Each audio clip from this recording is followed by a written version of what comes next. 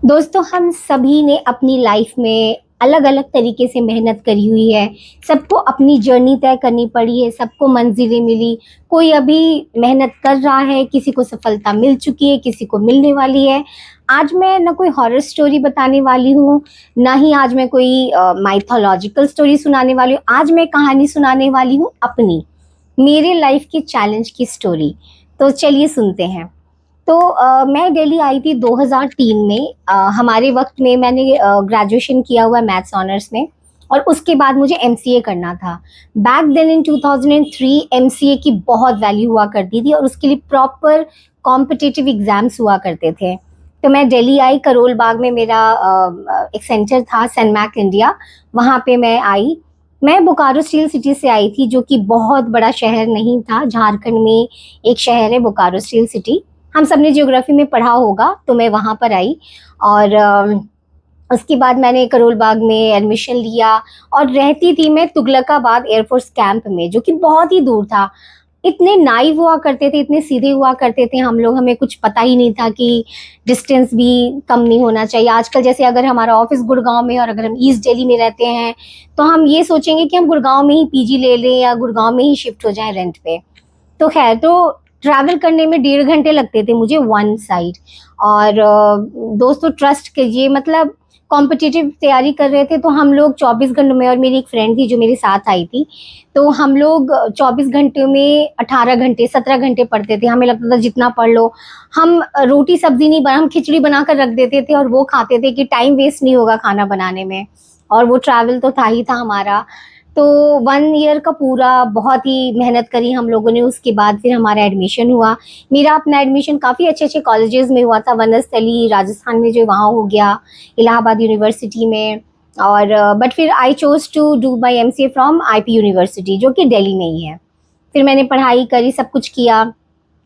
उस टाइम पे campus selections हुआ करते थे। जब मैं एमसीए कर रही थी, Jagan institute of management studies, जो रोहिणी में है, तो हमारे जो सीनियर्स हैं, जब उनका प्लेसमेंट होता था तो उनको 5,000 6,000 सैलरी मिलती थी, और हम बड़े खुश होते थे कि ओ माय गॉड, इतने पैसे मिल रहे हैं, कितनी अच्छी बात है। मैं सोचती थी कि कब मेरा सिलेक्शन होगा।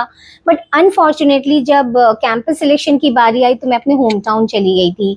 आई डोंट रिमेम्बर, शायद कोई फेस्टिवल था, कुछ तो था, but I miss that thing. तो वो तो मौका चलिए मैंने छोड़ दिया। हमारे ग्रुप से काफ़ी लोगों का सिलेक्शन हुआ, बट अगेन वही सैलरी पैकेज था उनका, 6,000 पर मंथ और 7,000 ऐसे था। फॉर्चुनेटली कहेंगे, प्रगति मैदान में जॉब फेयर लगा हुआ था, तो मैंने अपने भाई से कहा कि एक बार चल के ट्राई करते हैं, शायद कुछ हो जाए। उस टाइम पे कुछ बीपीओ समझ नहीं आता था, आईपीओ समझ नहीं आता था, क्योंकि बहुत नए थे और बहुत सीधे हुआ। पता नहीं, मुझे ऐसा लगता है कि हम लोग जो भी पहले टाइम के ओल्ड स्कूल हैं, हम बहुत सीधे भी हुआ करते, चीज़ें बहुत देर से समझ में आती थी। तो मैं गई वहाँ पर। वहाँ पे उन्होंने बोला कि आपको बीपीओ का एक्सपीरियंस है। मैंने कहा बीपीओ ही पता नहीं है कि क्या होता है, बट मैंने थोड़ा बहुत इंटरव्यू दिया। वहाँ पर एक कंपनी आई थी, एनआईटी टेक्नोलॉजीज। तो वहाँ पे मैंने इंटरव्यू दिया, उन्होंने अच्छे से इंटरव्यू लिया, पूरा 1-2 घंटे का वो इंटरव्यू चला। फिर उन्होंने मुझे अगले दिन गुड़गांव बुलाया। मुझे लगा कि हो गया मेरा सिलेक्शन। मैं गई गुड़गांव, और गुड़गांव में भी पूरे दिन का इंटरव्यू हुआ उनका, और फिर सिलेक्ट। फिर दूसरे दिन फिर से उन्होंने बुलाया, और वो क्लाइंट राउंड था, तो बहुत अच्छे से हुआ और प्रोजेक्ट मिला मुझे। एंड मतलब मैं इतनी फॉर्चुनेट थी, जो मेरी फर्स्ट सैलरी जो मुझे उन्होंने ऑफर करी, दैट वाज 15,000 पर मंथ, जो कि हमारे कॉलेज में किसी का भी नहीं था। और बुलेटिन बॉक्स में, और ऑफिस का भी जो साइट जो था हमारा ऑफिस का, जिम्स का, उसमें मेरा नाम था, और बुलेटिन बॉक्स में मेरी फोटो के साथ थी, क्योंकि it was like an achievement to me कि मुझे 15,000 14,000 पर मंथ सैलरी मिल रही है। फिर मैंने वो जॉब ज्वाइन की, काफ़ी लर्निंग।